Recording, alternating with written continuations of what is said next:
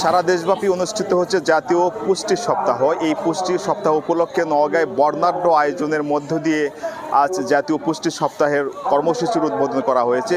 এই কর্মসূচির প্রথমেই আজ নওগাঁর সিভিল সার্জন অফিসে যে পুষ্টি মেলার আয়োজন করা হয়েছে সেই আয়োজনের স্টলগুলো পরিদর্শন করেছেন জেলা প্রশাসক মোহাম্মদ সাইফুল ইসলাম, পুলিশ সুপার মোহাম্মদ তারিকুল ইসলাম। তারা স্টলগুলো পরিদর্শন শেষে একটি বর্ণাঢ্য র্যালি বের হয়। সেই র্যালি শেষে বর্তমানে আলোচনা সভা চলছে।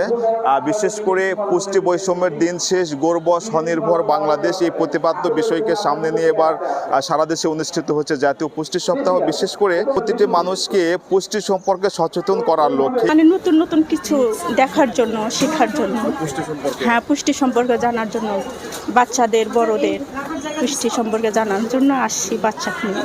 গর্ভবতী মাদের জন্য পুষ্টিকর খাবার বা বাচ্চাদের জন্য পুষ্টিকর খাবারের অ্যারেঞ্জমেন্ট দেখে আমরা শিখতে পারছি যে ভবিষ্যতে ডাক্তার হয়ে গেলে কি বলবো রোগীকে। একটা মানুষ সকালে ভাতও খাচ্ছে কার্বোহাইড্রেট, আলু ভর্তা খাচ্ছে কার্বোহাইড্রেট, তাহলে তো পুষ্টির উপাদান যে ছয়টা, সেই ছয়টা তো আর পাচ্ছে না।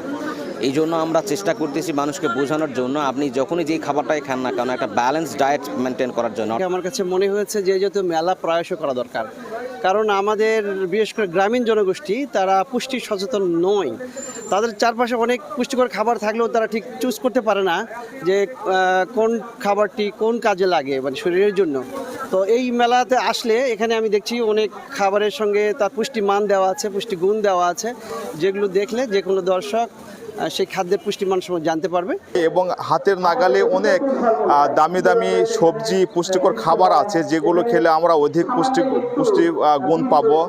এবং আমরা মনে করি যে আসলে যে দামি দামি ফল কিংবা সবজি আছে সেগুলোই নয়, এবং হাতের কাছে অনেক অনেক সবজি আছে এবং ফল আছে যেগুলো খেলে কিন্তু আমরা সহজেই পুষ্টিগুণ বেশি পাবো। এবং এছাড়া সমৃদ্ধশালী একটি জাতি গড়তে এবং পুষ্টি সমৃদ্ধ আগামী ভবিষ্যৎ প্রজন্ম গড়তে এই ধরনের পুষ্টি সম্পর্কে জানার কোনো বিকল্প নেই। এমন বিষয়টিকে দেশব্যাপী এবং সাধারণ মানুষদের মাঝে ছড়িয়ে দেওয়ার জন্য মূলত জাতীয় পুষ্টি সপ্তাহ অনুষ্ঠিত হচ্ছে। জাতীয় পুষ্টি মেলা 2026 পালন করার একটাই উদ্দেশ্য, ধনী থেকে দরিদ্র, গরিব বড়লোক সকলকে আমরা একটা জিনিস মেসেজ দিতে চাই যে পুষ্টি কী।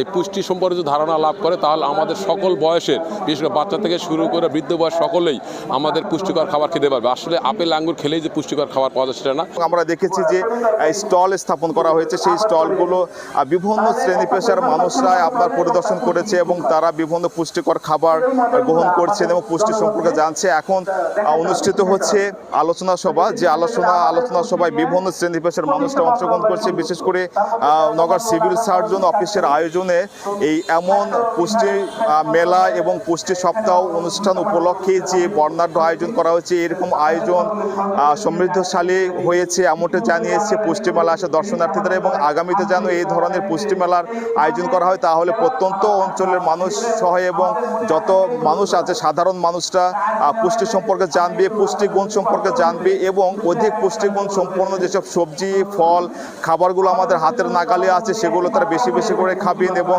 ভবিষ্যতে একটি পুষ্টিগুণ সমৃদ্ধশালী জাতি বিনির্মাণের ক্ষেত্রে এই ধরনের পুষ্টি মেলার আয়োজনের কোনো বিকল্প নেই এমনটি জানিয়েছেন পুষ্টি মেলা আসা দর্শনার্থী সহ আয়োজকরা এবং অতিথিবৃন্দরা। অর্থাৎ এই ছিল নওগাঁ থেকে পুষ্টি মেলা নিয়ে আমার কাছ থেকে সর্বশেষ তথ্য।